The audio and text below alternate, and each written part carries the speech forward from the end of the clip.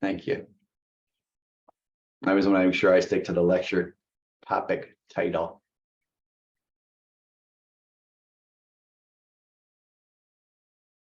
Thank you, Marianne Lobig. Yes, thank you very much. Thank you.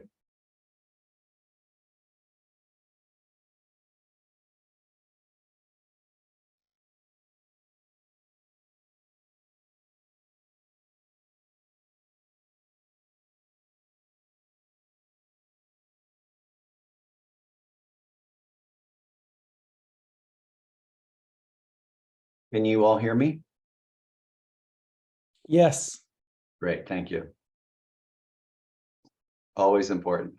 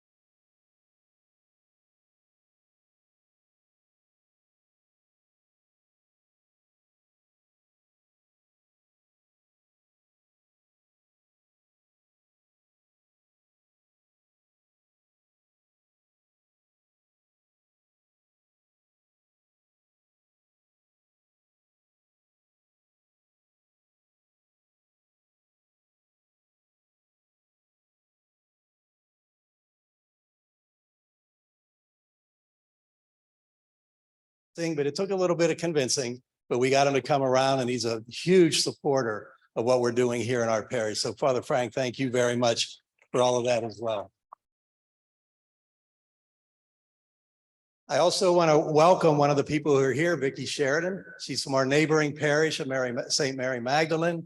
We are the only two parishes within a diocese that we're aware of that has any sort of LGBTQ outreach ministry. So we thank you for all you're doing there, and we're working closer every day together with each other to provide as much help as we can to the folks in need. Just a couple of housekeeping items. For the folks that are on Zoom, I hope you're hearing me and seeing me. All of you that are attending are being muted during the presentation. We're doing that because we don't want to have any interruptions for Father Martin once he starts his presentation. So if you have questions at all during his presentation, you can type them into the chat room that's on the bottom of your screen, and those questions will come to us, and we'll gather them all together for the end of the session for a Q&A. For the folks that are here, if you have questions, I think you all have index cards. If you would write those questions on your card, and when we get to the Q&A, we'll collect those and get to that part of the session. We'll answer as many questions as we can.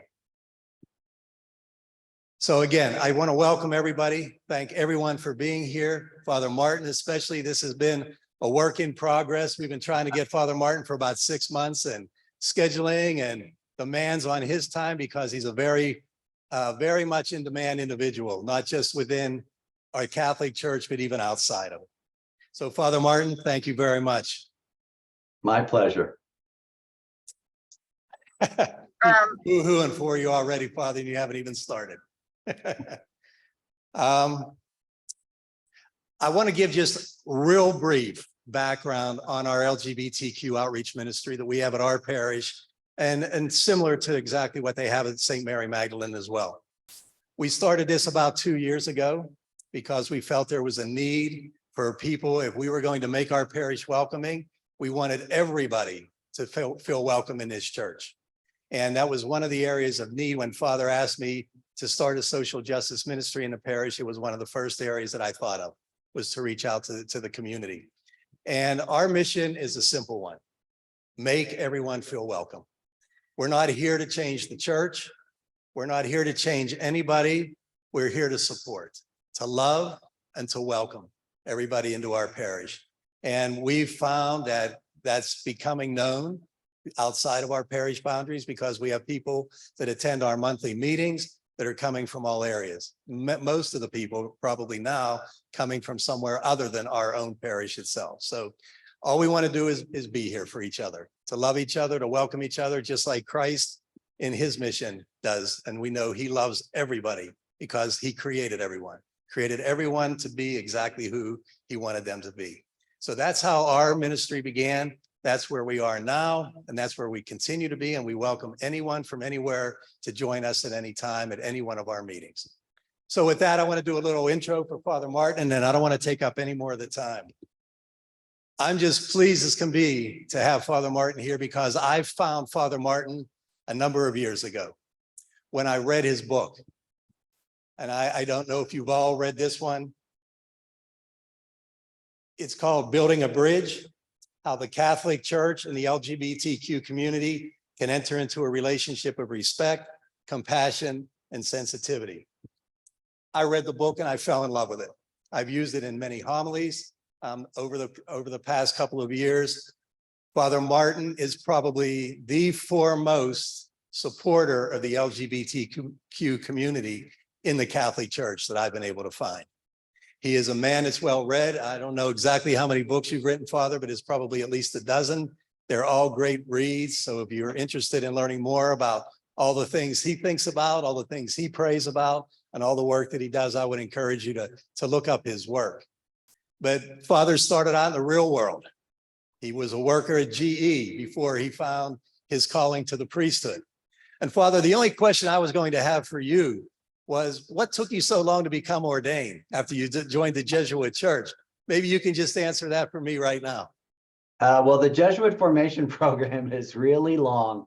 I entered in 1988, and then you do 2 years novitiate, 2 years studying philosophy. I did 3 years working full time, but most of those in Kenya.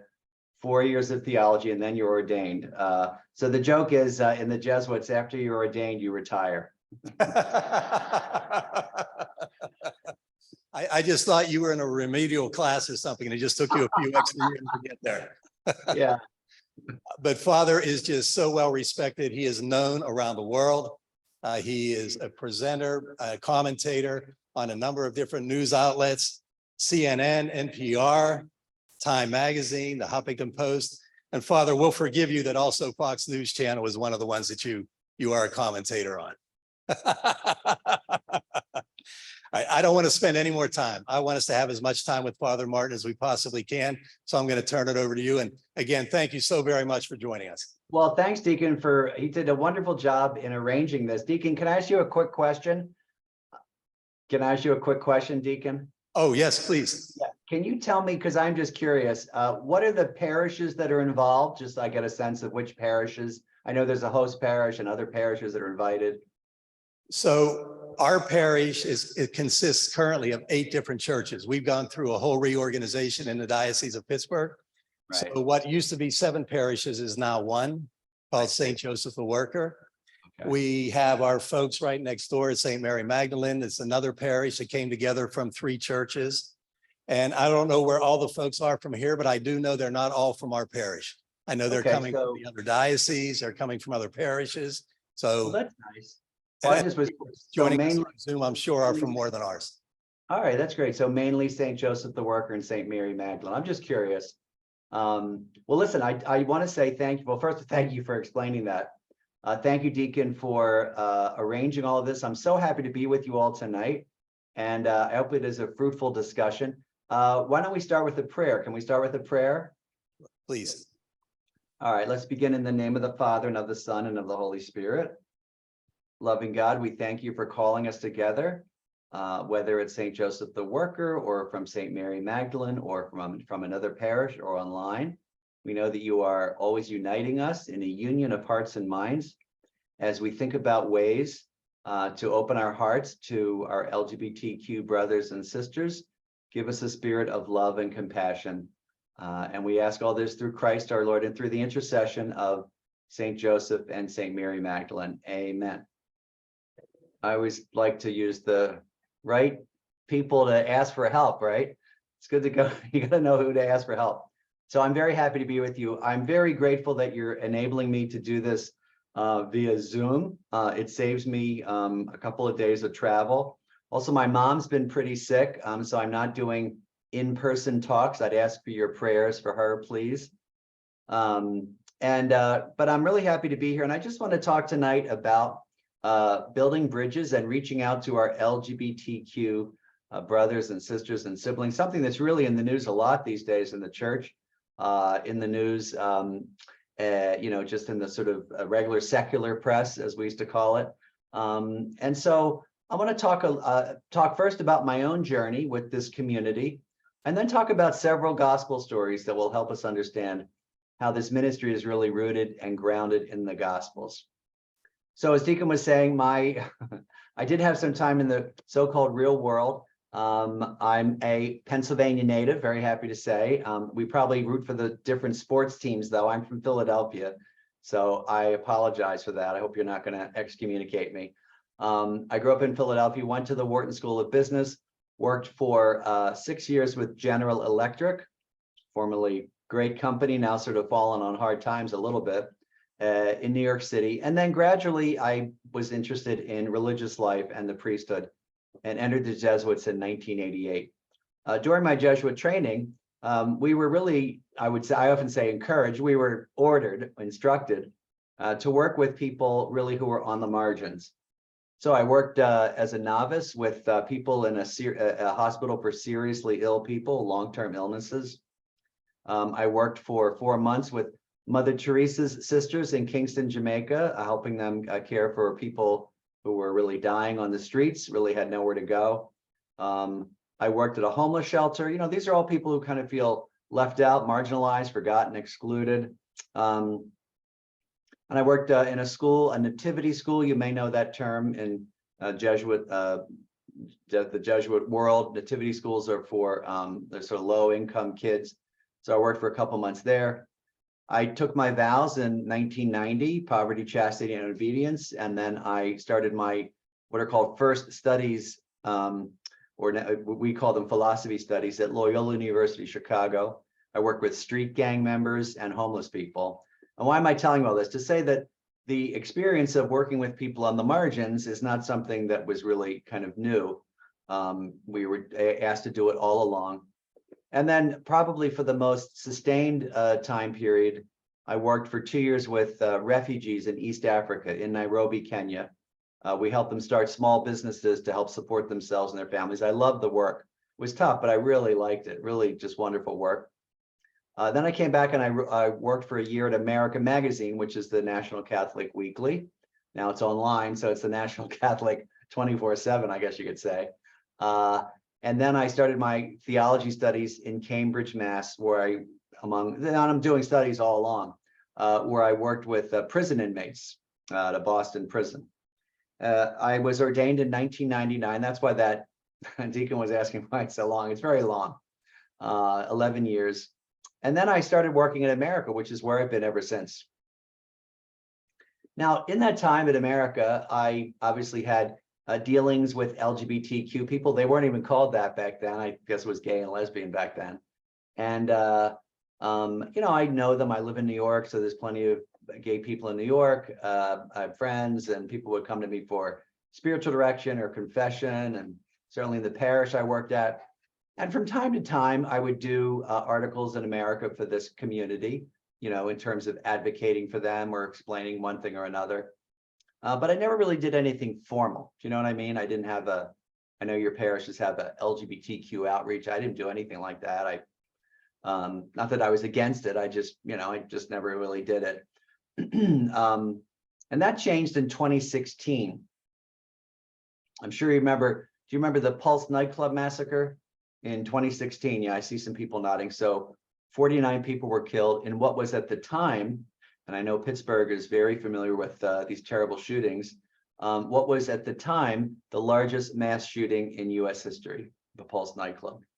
And one of the things that really struck me, in addition to the horror of the shooting, it was a gay nightclub, Pulse nightclub, was that so few bishops really said anything by way of condolences or sympathy or solidarity.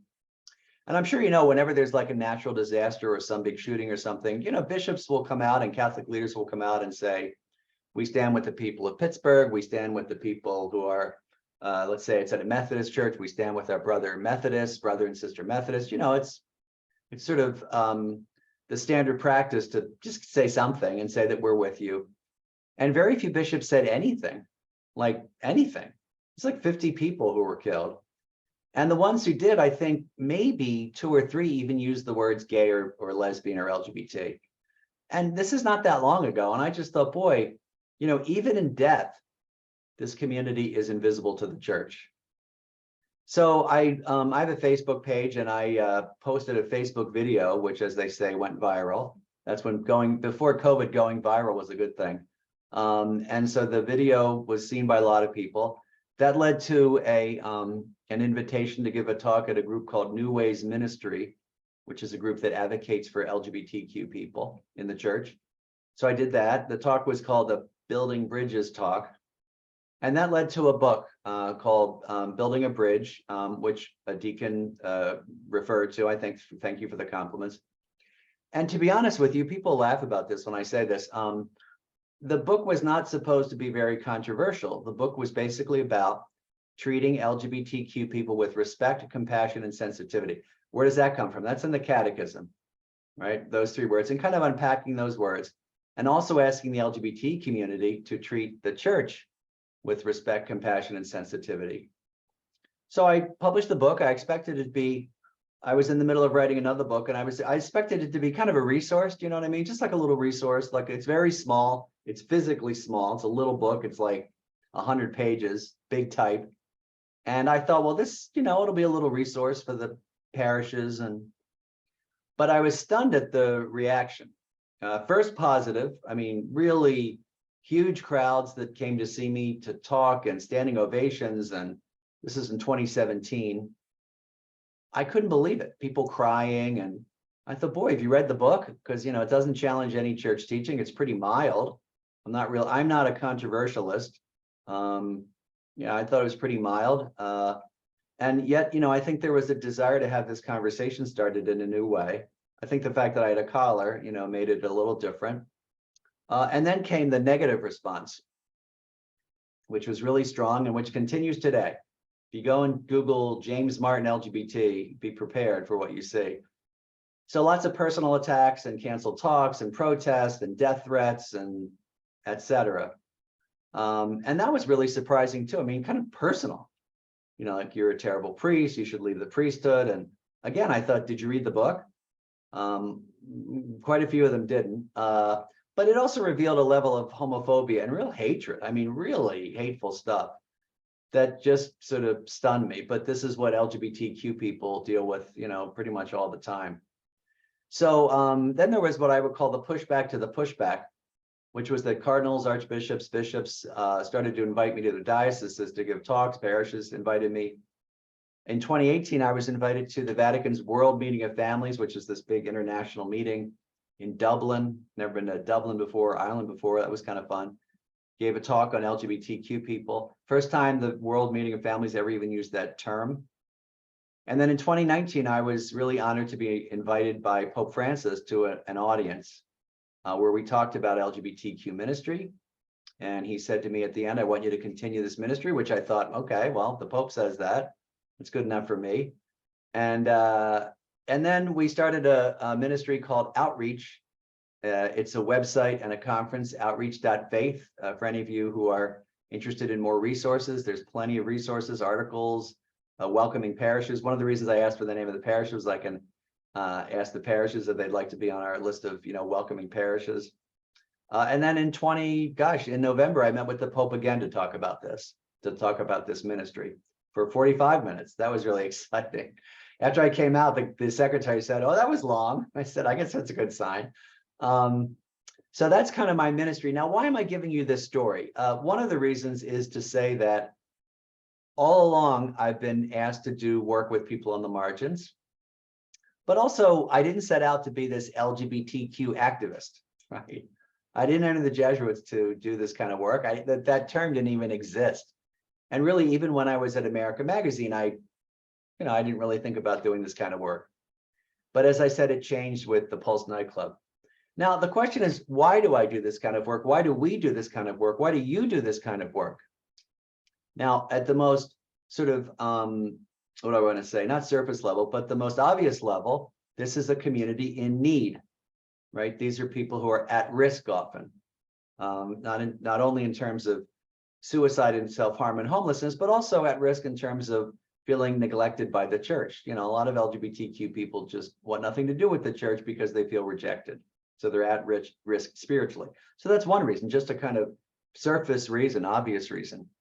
Another reason is Catholic social teaching and social justice, right? Solidarity with people on the margins. Another reason as a Jesuits, we talk about walking with the excluded, which I love. That's a great walking with the excluded. And I don't think there's anyone more excluded in the church. But deeper than that, and this is what I really want to talk about tonight, deeper than that is that this is rooted in the Gospels. Okay, so you can say it's about contemporary issues. You can say it's about social justice. As a Jesuit, I can say it's about walking with the excluded, but it really is about the Gospels. And it's about Jesus. It's about who Jesus was and really who Jesus is. He's risen and present in the Spirit to us. So I want to look at a couple gospel stories to meditate on how Jesus reached out to people on the margins, how he built bridges. And again, I really want to just emphasize this. So when people say, oh, what's church teaching on this? Well, this is church teaching. Church teaching is Jesus, right? So how did Jesus look at people on the margins? So let's look at three stories. The first story is in Capernaum, the Roman centurion, right? The famous Roman, probably the most famous Roman centurion, next to the guy who was with Jesus on the cross, or crucified Jesus on the cross. They're in Capernaum. Now, what about Capernaum? Well, the Catholics don't think very much about Capernaum, a town of about 1,500 people on the Sea of Galilee. We don't even, when the first time I went to the Holy Land, I thought Capernaum. Well, there was a ton of stuff that happened in Capernaum. That was Jesus's home base for his ministry in Galilee. That's where he lived. Mark calls it his own town. He lived there for at least a year, maybe 3 years in Capernaum. Why don't we hear about it? I mean, everybody knows Nazareth, right? You know, everybody knows what Nazareth is, Nazareth College, right? Jesus of Nazareth. Everybody knows the words to a little town of Bethlehem, right? You even do pre-Cana. Cana is a tiny little town. Jesus was only there once, right? What about Capernaum? There's no Capernaum College. We don't talk about a little town of Capernaum. We don't sing that song. There's no pre-Capernaum program, right? So why not? Why do we not hear about this town that was so important in Jesus's life? Well, it was because it was destroyed in an earthquake and not really rediscovered until the late 1800s. So it doesn't really figure into our Catholic consciousness. But in Capernaum is a Roman centurion who was in charge of either, depending on the historian, 100 or 80 troops, right? And he comes up to Jesus and he says his servant is sick. And he says, but you don't have to come to my house.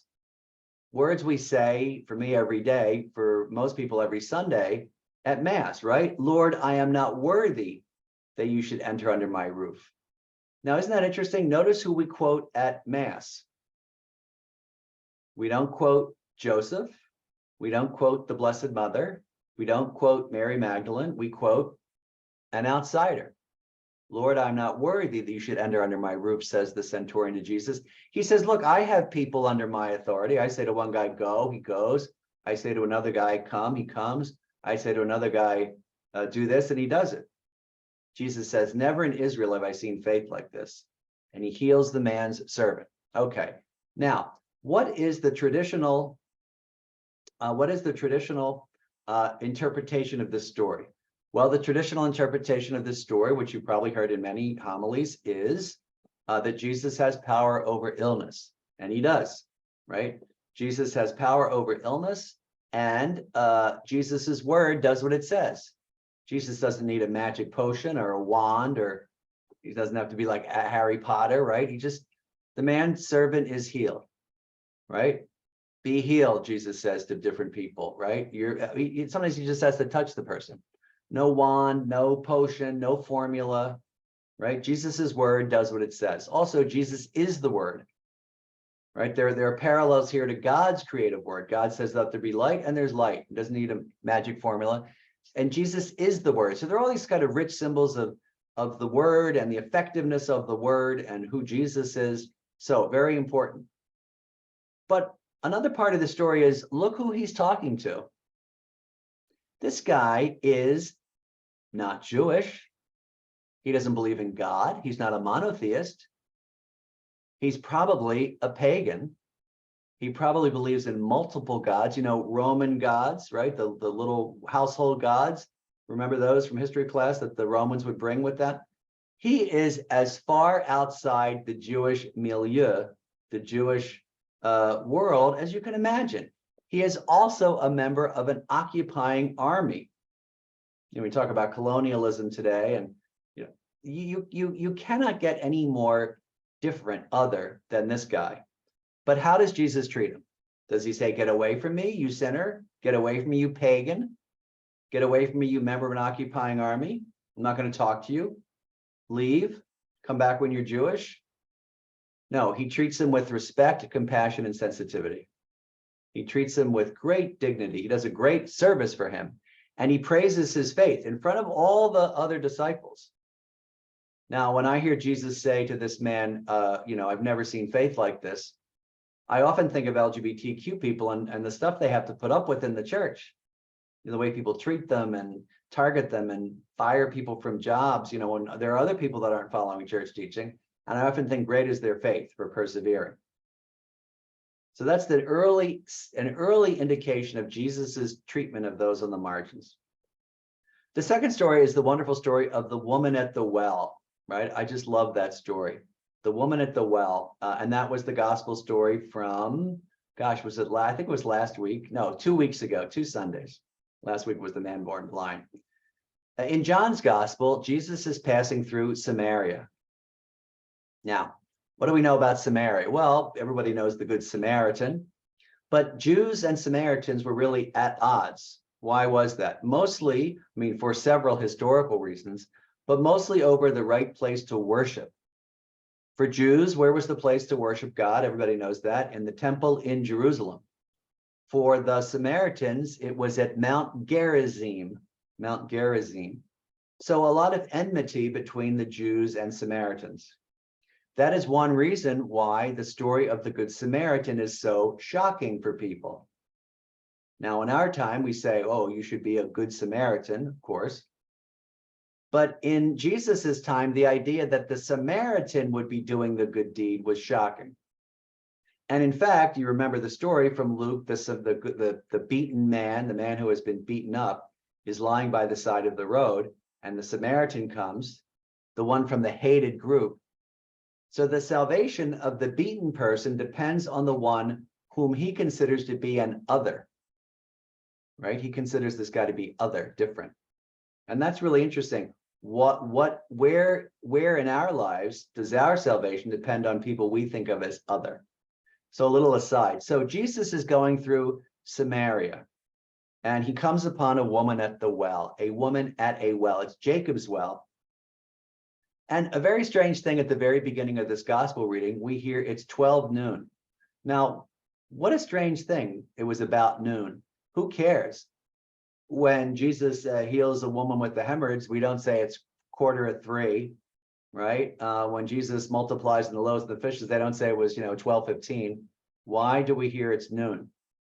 Well, we find out later. And also, why is this woman going to draw water at the hottest time of day? Remember, this is the Middle East.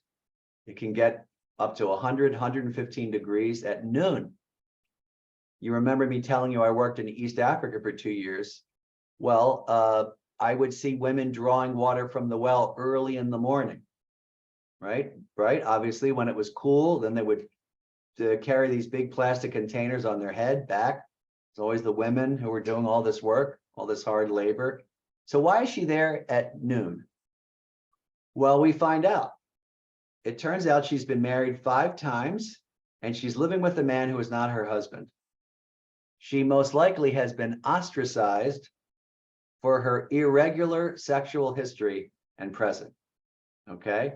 She's been ostracized. She's probably can't come to the well in the morning with all the other women. She's on the margins. So Jesus is passing through Samaria, and he comes upon her and asks her for a drink. Now, what transpires? Well, first, he talks about her background, which he somehow knows, and she's very impressed with that, calls him a prophet. And then he says, you come to this well all the time. I have water that if you drink of it, you'll never go thirsty again. Now, imagine how wonderful that must seem to someone who has to come to the well at high noon, who has to be reminded all the time of her being marginalized and her being excluded and rejected. Imagine how wonderful that would be. I would never have to come to the well anymore. Of course, she misunderstands. He's talking about him. He says, I am the living water.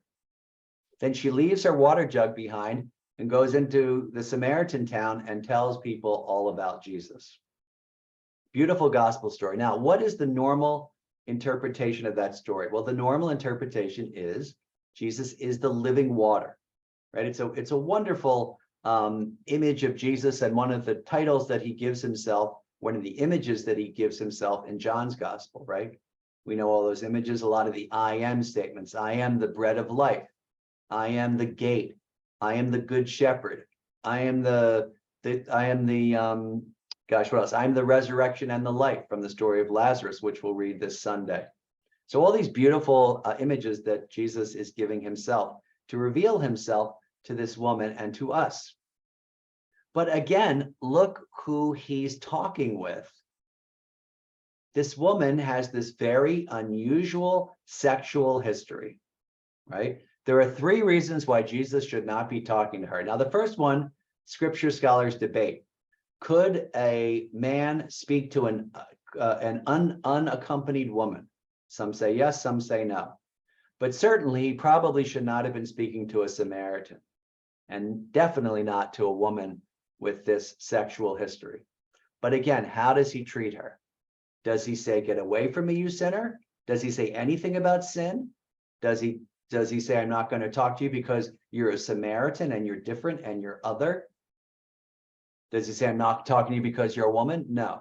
He engages with her in one of the longest conversations in the entire gospel, which is really surprising.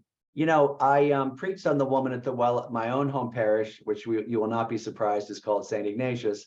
The gospel reading is super long. It's like 3 pages. And I wanted to read the whole thing because I want people to see how long a conversation Jesus has with this woman. He engages with her in a long conversation. He reveals himself to her as the living water, something he has not revealed before this to anyone, even the disciples. And then he commissions her, in a sense, to be sent. She becomes an apostle. Now, what does that mean? Certainly not one of the 12, right? But someone who is sent. That's the name. That's what apostle means in Greek, right? Apo means away, and stelein to be sent. So someone who is sent away. She becomes an apostle to her people. And interestingly, the New Testament scholar Sandra Schneider says that her jug is that she leaves behind is very much like Peter's nets that he leaves behind. Isn't that a great image? She leaves her water jug behind. Peter leaves his net behind, right? Kind of like leaving something behind to do something new. So she becomes an apostle. So again, look how Jesus treats someone in the margins by revealing something beautiful about himself, by treating her with great dignity, and then by commissioning her as an apostle. Finally, the third story is the story of Zacchaeus. And here I would really like to invite you to think in particular of the LGBTQ person. So Jesus is going through Jericho, and we are introduced in Luke's gospel to a man named Zacchaeus, Z-A-C-C-H, my gosh, I always get this wrong, H-A-E-U-S, Zacchaeus. So we are told that he is the chief tax collector in Jericho. Now, what does that mean? Well, it would have meant that he was probably very marginalized, and he would have been seen as the chief sinner because he would have been colluding with the Romans and also probably skimming money off the top. Now, I want you to think about the LGBTQ person as an avatar of the LGBTQ person, not because he's sinful, because LGBTQ people are no more sinful than anybody else, but because he's on the margins. He's really excluded. People would have really treated him differently, had him as others, So Jesus is coming through Jericho. First thing we're told about Zacchaeus is he is short in stature. Now, what does that mean? Well, that means he obviously couldn't see over the heads of the people in the crowd, right? But how little stature do LGBTQ people have in our church? How little standing do they have, right? Zacchaeus can't see Jesus, says the gospel, on account of the crowds. Now, we know that means he couldn't see over their heads because he was short. But how often does the crowd get in the way of the person with little standing, little stature, who is trying to see Jesus? How often are we in the church part of the crowd? How often do we get in the way? So what does Zacchaeus do? Well, he has to climb a tree. You know, I've been to the Holy Land a couple of times leading pilgrimages, and in the square in Jericho, there's a huge sycamore tree. And of course, it's called, inevitably, the Zacchaeus tree. Everybody has their picture taken. And the first time I was there, someone said to me, Father Jim, is that the tree? I said, I don't know. I don't know how big a 2,000-year-old sycamore tree should be. And someone said to me, it was pretty funny. One of the Jesuits said, well, if it's a 2,000-year-old tree, then in Jesus's time, it was this big. So I said, well, I don't know how big a 2,200-year-old tree would be either. Nonetheless, there's that tree, the Zacchaeus tree. So Zacchaeus climbs this tree. He goes out on a limb. I always wonder if that's where the expression comes from. He literally goes out on a limb to see Jesus, makes himself look probably ridiculous to people, does something kind of undignified. You know, this is an adult climbing a tree. Because why? He wanted to see who Jesus was. That's what the gospel says. This person with little standing, couldn't see Jesus. He just wants to see who Jesus was. That's all LGBTQ people want. They just want to see who Jesus is, but the crowd won't let them. Jesus is passing by with lots and lots of people. Who does he call out to? Some religious leaders, some disciple? No, you. Hurry down, for I must stay at your house tonight. It's a public sign of welcome. Zacchaeus hurries down from the tree with joy. He's very happy to be welcomed into the community, right? And then my favorite line in the whole Gospels, and I would ask you to really keep this in mind. Luke tells us, all who saw this began to grumble. All who saw this began to grumble.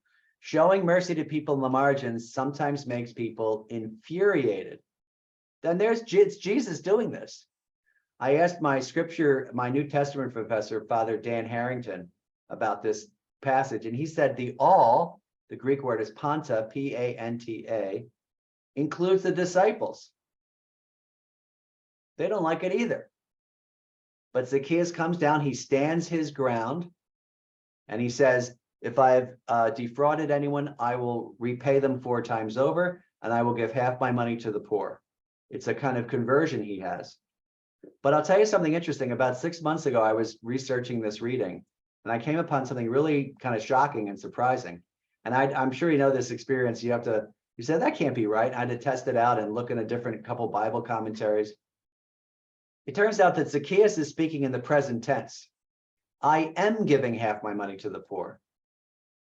He's already doing it. So one interpretation is that the conversion that is meant to happen as well is the conversion of the crowd, as they see that this person who was on the margins is more generous than they had previously thought. So as I see it, there's 2 places to stand in this ministry. You can stand with the people who grumble, right? All in the crowd who saw it began to grumble. Or you can stand with Jesus, right? Who is going out to reach out to someone who himself wants to go out on a limb to meet Jesus. So those are 3 stories that I find really, really helpful to show how Jesus, again, this is church teaching, to show how Jesus treats people on the margins, even when people grumble. The first, the Roman centurion, who's not even Jewish, right? Completely outside of the Jewish world, completely other, completely different, but it was treated with respect and compassion and sensitivity. The woman at the well with her strange sexual history, right? And experience. Jesus treats with great dignity, reveals something special about himself, something important, commissions her to be an apostle, right? Sends her off.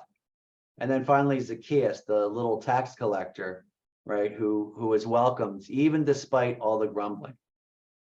So those are just 3 stories that I really like. And I just want to add one quick one because it's this Sunday's gospel reading, and it is the story of Lazarus. Now, I will tell you, there's good news and bad news. The good news is that I've been spending the last 5 years working on a book on Lazarus. The bad news is I've been spending the last 5 years working on a book on Lazarus, so I could go on for about 10 hours. But I want to focus on one part of the gospel reading on Lazarus. And it's the last line. Now, Lazarus, I know you know the story of Lazarus. He's shut in his tomb for 4 days. His sisters, Martha and Mary, asked Jesus to come and heal him. He delays, very mysterious. He comes to the tomb and he shouts, what does he shout? Come out, right? He shouts, Lazarus, come out. The dead man comes out with his grave clothes still on. But here's the part I really like about this story. And something I think that's really helpful when we think about LGBTQ, but I've actually never made this connection. So it is come out. I'm not making that up. Sometimes we hear come forth, but the Greek most simply translated is come out. When LGBTQ people come out, they still are kind of bound in a way, right? It's hard for them, right? Jesus, the last words he says to the people and Martha and Mary and to the crowd are unbind him and let him go. So notice that the miracle, the great miracle, of course, is Jesus raising Lazarus from the dead, but he also asks people to participate in that. You know what I mean? So we may know people who are out and open and all that, but they still need to be helped. They still need to be unbound and let go. So that's the kind of role for the community and for all of us. That's really kind of moving. There's two parts in that gospel where Jesus tells people to do something for him. He says, take away the stone. Isn't that interesting? The stone could have just disappeared or whatever, or could have rolled away, or Lazarus could have like somehow walked through it, right? Like Jesus walks through walls after the resurrection, but he doesn't. He says, take away the stone. People need help, coming out into the light. And then at the end, he says, unbind him and let him go, which is so beautiful. And I think that's one of the things that we're called to do with our LGBTQ brothers and sisters, to unbind them, let them go. So anyway, 4 stories, 3 stories plus a little extra one, because it's coming up in the Gospels on Sunday, that I think help ground this kind of ministry in the Gospels and in who Jesus was and who Jesus is. So thanks very much. And now I'm happy to answer any questions you might have.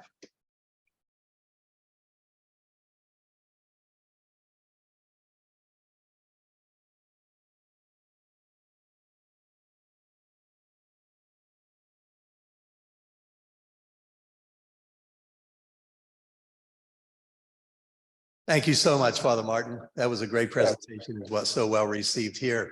Are there any questions that you folks wrote down on your, okay? Do I have to preview this first, or is it safe to just go with it?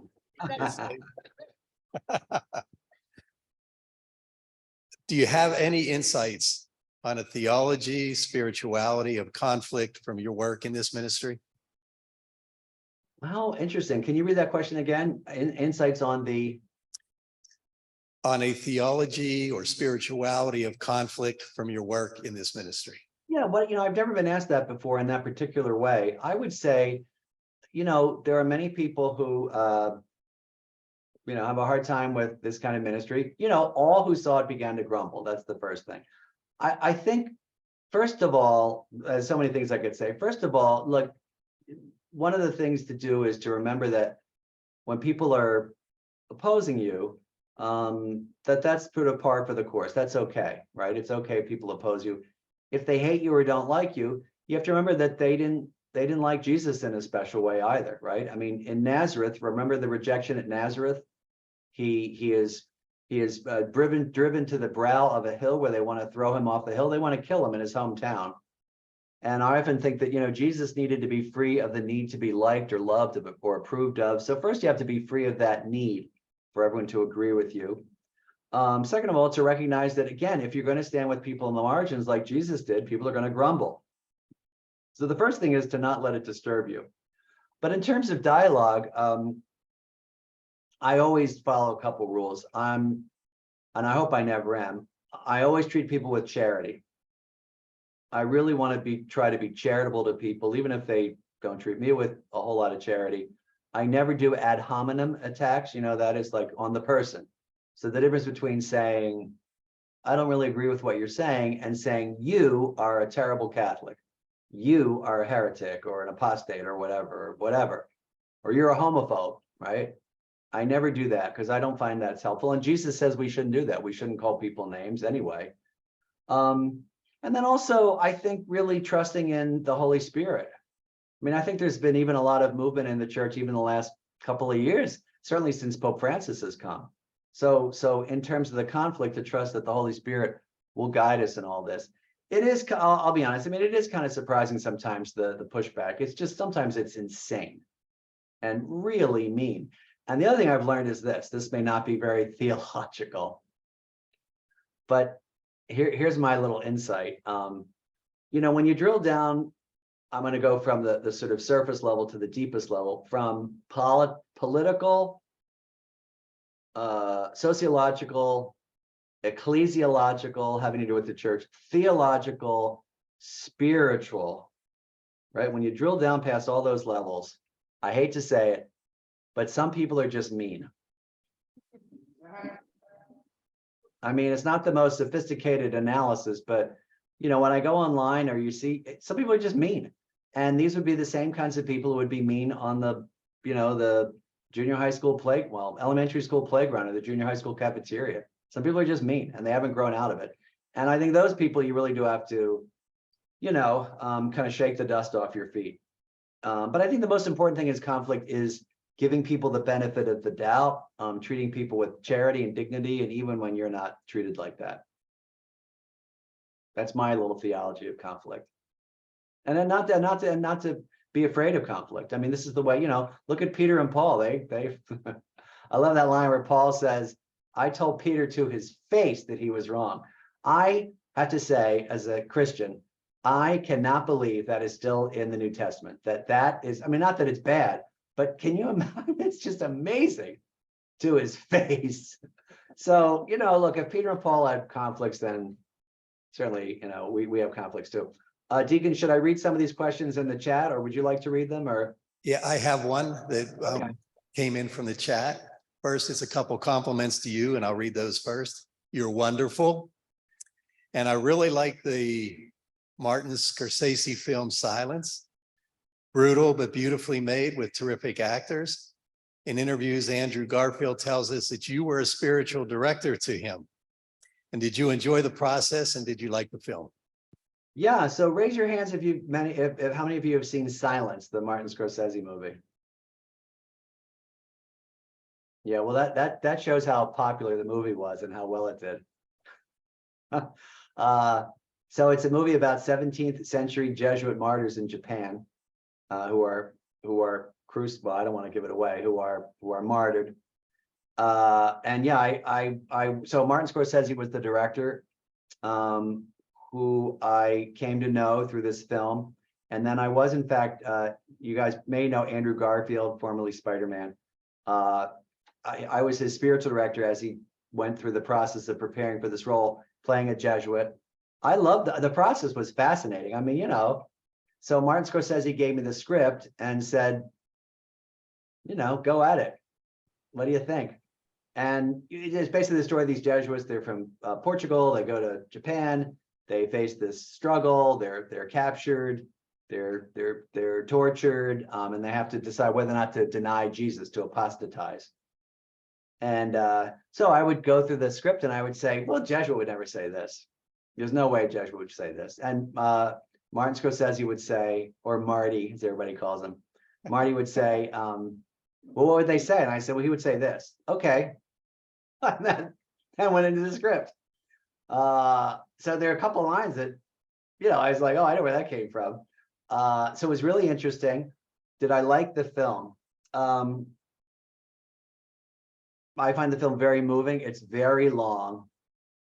It's very dark. I told Marty, it's a lot of Good Friday, but it's not a lot of Easter Sunday. I liked it a lot. I'll tell you a funny story. My mom, who I'd ask you to pray for because she's quite sick. My mom is my biggest fan. And when the movie came out, God bless her, my mom said, I want to watch the whole movie with you. And I want you to stop it whenever you had, whenever you add something whenever there's something that you added, I want to stop. It was very sweet. So the movie starts and I said, well, I told them to do that. Oh, tell me about that. And then Andrew comes on and I said, oh, I directed Andrew. And there's a line that he says here, I did that, I helped him with that. Just a mother, a typical mother. The mother wants to know what her son had to do with it. Now, it's very dark. I mean, it's really dark. And after about 45 minutes, my mom said, all right, that's enough. And I said, don't you want to watch it? No, I'll watch it later. No, I liked it, but I'm a little close to it. It really is a masterpiece. And I know a lot of Scorsese fans like it. So yeah, I liked it. I also helped him out with The Irishman too. That was a lot of fun. That was a little more, even though it's about murder, it was a little more upbeat. We have another question from the audience here, and I'm sure this is one that you've heard before. Do you think the church will ever condone same-sex marriage? Well, first thing I want to say is I'm not challenging church teaching on this in any way. The question is what you mean by condone. Now, there are many, I would say, many, is that fair? Several bishops who have come out, particularly in Western Europe, but some in the United States, who have said that they believe that the church should bless same-sex unions, right? That there should be a blessing for same-sex unions. So that's something that's being discussed right now. And like I said, there are bishops and cardinals who have come out. Germany is like one of the sort of leading places for this, who have said that, you know, I was at a panel discussion last night and someone said, you know, we bless guns. You know, people bless guns and tanks, but we can't bless that. So yeah, we'll see. Another one from the folks that are zooming in. What are your thoughts about the bishop's recent statement about transgender youth not to be treated in Catholic hospitals? Yeah, it's a very complicated topic. I'm not an expert. I would ask you to look at an article at National Catholic Reporter by Dan Horan, who was a theologian who did a really good exegesis of this. One thing I will say is that, you know, and presenting all the questions about surgery and things like that, you know, transgender youth being treated at Catholic hospitals, that includes like counseling and things like that. My sense of that document was that it was almost purely theological. And my sense was that they don't really have a lot of experience from transgender people in that document. So I found it disappointing. Thank you. Another question from the Zoom folks. Father Martin, what is your experience with other cultures and countries regarding attitudes, acceptance, and treatment of LGBTQ communities? Well, I mean, one thing to say, for example, yesterday, I think this is really important for the church to think about. Yesterday, Uganda passed a bill criminalizing homosexuality and calling for the death penalty for certain same-sex actions. Now, I just think, look, you can be against same-sex marriage, you can be whatever, but I mean, that's appalling, right? It is against life. And fortunately, Pope Francis has come out against criminalizing homosexuality. So many cultures, particularly in sub-Saharan Africa, Eastern Europe, it's terrible for these people. And I think one of the sad things is that the church will not speak up in many of these places. And in some places, like in Ghana, for example, the bishops support those rules. So these are really rules that are, I think, against everything we talked about tonight in terms of Jesus's ministry to those on the margins. It would be like saying to the Roman centurion, the woman at the well, and Zacchaeus, you know, you're all in jail now, which is the opposite of what he does. Father, you said you could see some questions on chat from your end. We lost the connection here. Are there Yeah, that's okay. questions Let's that you see. can see? So Andrew Garfield, the bishop's statement on transgender. Okay, here's one. It's the same thing. Do you have any thoughts to share about the bishop's current paper on transgender issues? Yeah, I mean, one thing I will say is, I think that the people that we have to listen to in transgender issues, in addition to theologians and doctors and experts, is transgender people. I mean, I don't know why that's so shocking. And I think the other thing is that so many bishops' statements, particularly about students, it's all excluding. It's just, you know, they use words like satanic and demonic, and I just thought, boy, have you ever met any of these people? Next question, do you have any suggestions of how we can expand the ministry beyond the two parishes? You know, I would say that really depends on the parishes, the diocese you're in, your pastors, your pastoral associates. So I think one size does not fit all. But I would say maybe ask the LGBTQ people in your parish, what do you want? You know, what would you like? What would you like to see?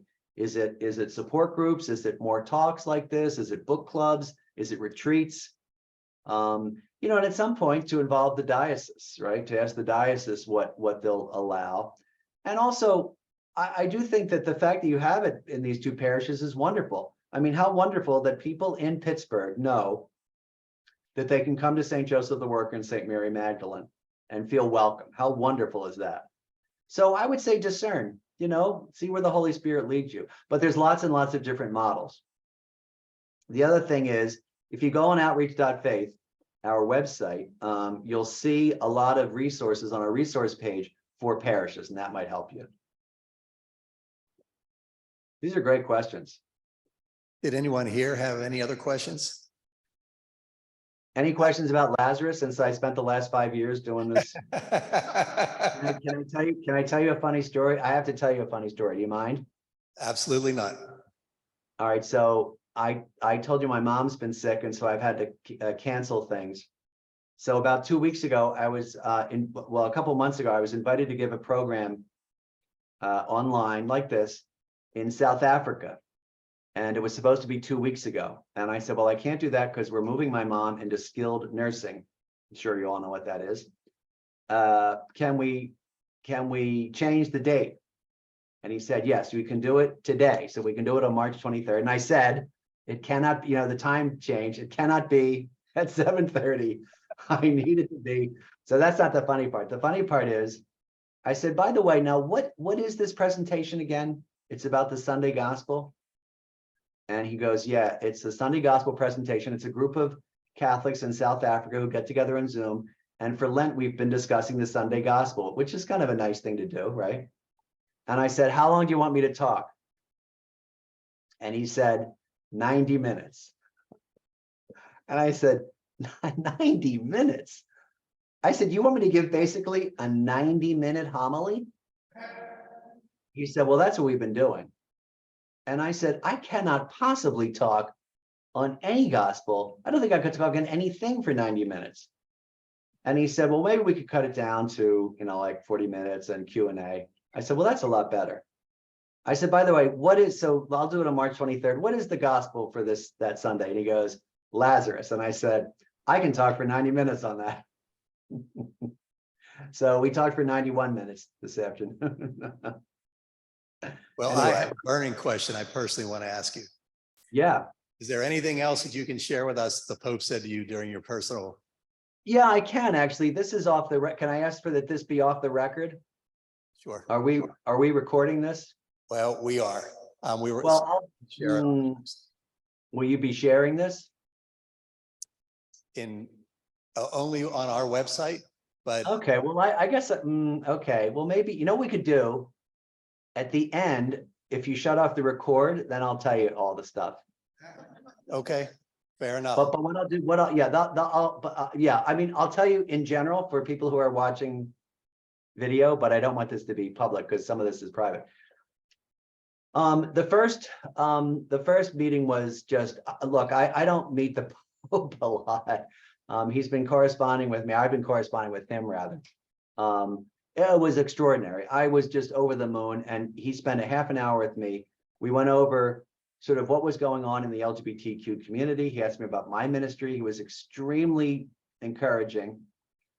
This time I went through kind of lights and shadows, I said. Lights and shadows, like what are the good things that are happening in LGBTQ ministry? And what are the things that are not so good? And he could not have been more supportive. He's let me tell you something funny that you might not get from news stories or pictures. So when I was there in 2019, like I said, this is a big deal for me. I don't get to see the Pope much. And I saw him, he's completely with it, totally with it. Well, let me tell you the things that I've said about LGBT people. Boom, boom, boom, boom, boom, right at the top of his head. Totally with it. The next day I see him at Mass, it was for a consistory. He was making cardinals, and he was like this. And I thought, oh my gosh, what is that? And someone said, that's his prayer face. That's his liturgy face.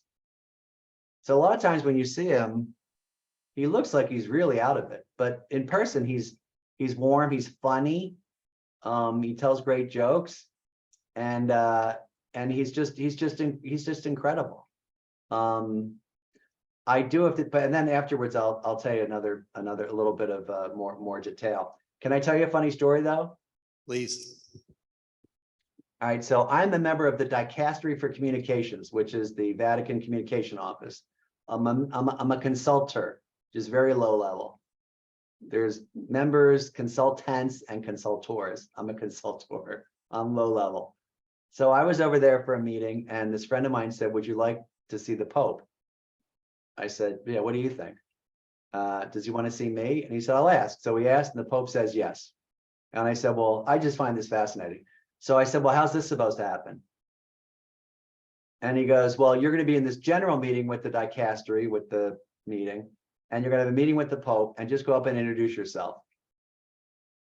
And I thought, well, then what? And he goes, just look, he wants to see you. He wants to see you. So we're a big meeting. There's like 200 people. I'm in my collar, of course. And I go up. It's very exciting. I think I have a picture of it. I'll find it later. And I say in Spanish, because my Spanish is terrible. Hola, Santo Padre. Me llamo James Martin. And he says, yo, whatever he said, yo quiero una audiencia con usted. I was like, oh, I heard that, audience. And I said, yo también. And so he says, talk to that man over there. So I go to the guy. There's a guy standing next to him. This is completely true. And he has like a folder just like this. He's like a piece of paper. And he says, what's your number? What's your phone number? So I tell him in Italian. I'm thinking, oh my gosh, I hope I remember my Italian numbers. It's like the most important phone number. I said, sei quattro, well, I don't want to say the whole thing. Blah, blah, blah. He writes it down. I go back to the meeting and I say, now what? And they go, whatever, tranquilo, like be relaxed, whatever that's in Italian. Be at peace. He will get in touch with you. I said, well, how is this going to work? He said, Pope knows where you are. Pope said he wants to see you. He'll see you. So, of course, I'm super nervous.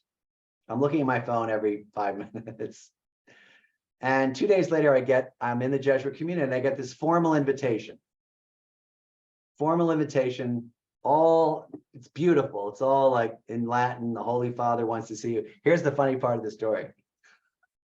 So it says, you are to show up at the Apostolic Palace, which is exciting. That's where that's one thing he wanted to make it very public. On September 30th, I still remember, at 11 a.m. But there's no place to respond. So here's the funny line. So I go back to the dicastery. Now there are all these Italians. They're very funny. They're very nice. And I said, I have it on my wall, actually. Here's my invitation. And they're like, oh, bravo, bravo, Father James, bravo. It's wonderful. We're so happy for you. Bravo. Auguri. And I said, well, how do I respond and tell them I'm coming? And this Italian guy says to me, it is not RSVP. He said, they assume you have nothing better to do. I said, yeah, I guess that makes sense. You say actually, how about 11:30, So I got there early. I got there at 10:30. And they were like, Father James, you are very early. I was like, yeah, I am early. So it was just great. And he was lovely and funny and warm. And after we're done, I'll tell you a little bit more of the details. Thank you. Does anybody have anything else they'd like to ask, Father, for the record, before we go off record? We go off the record. No one here? Did you see any more questions coming to you on the chat, Father? Oh, yeah. Ray Lazarus, various interpretations of Jesus getting angry and Jesus weeping. Aha. Now, it's like a whole chapter in my book. Jesus wept, or Jesus began to weep. You'll hear that in the gospel this Sunday. I hope, by the way, Deacon, I hope you read the whole gospel. That's a beautiful gospel. My priests give me no choice. They always make me do the long one, whether they want it read or not. Good. I love the whole reading. So Jesus weeps. Now, for a lot of people, this is the most beloved part of the Lazarus story because it shows Jesus's humanity. Okay. But scripture scholars say when you look at the Greek, the words used are Jesus was greatly disturbed in spirit, which is what we have, right? But it actually means he was angry. The Greek word that is used are words used in other parts of the gospel to connote anger. And the word is taken from the word that means a horse snorting, which I will not do for you. So it's very strange. And then the question is, why is he angry? Well, he could be angry at the lack of belief. That's one of the theories. He could be angry at kind of death itself. he could be frustrated because he knows this is going to precipitate his death, right? Because in John's gospel, Lazarus's death leads to Jesus's crucifixion ultimately, which of course leads to life. So there's this interesting life, death, life, death, life. But it's a very, very, very complicated interpretation and complicated phrase. He was greatly disturbed and moved in spirit. So it was surprising for me to read that, frankly, because we tend to think of it as, and he could have been sad as well, but the Greek is he's angry in his spirit. So we have to sort of grapple with that. Yeah, so maybe we can, well, I'll say, and thanks to people who are watching online for welcoming. Maybe we can turn off the record and then I can talk to you a little bit. That's what I was just making arrangements to do.